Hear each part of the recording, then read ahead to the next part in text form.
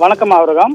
திருவள்ளூர் மாவட்டம் பொன்னேரி அடுத்த அத்திப்பட்டு புதுநகர் பகுதியில் உள்ள வெல்டிங் கடையில் ஒன்று காலி பெட்ரோலிய டேங்கர் லாரியை வெல்டிங் செய்யும் பணியில் ஊழியர்கள் ஈடுபட்டிருந்தனர். அப்பொழுது எதிர்பாராத விதமாக டேங்கர் லாரி வெடித்து சிதறியது.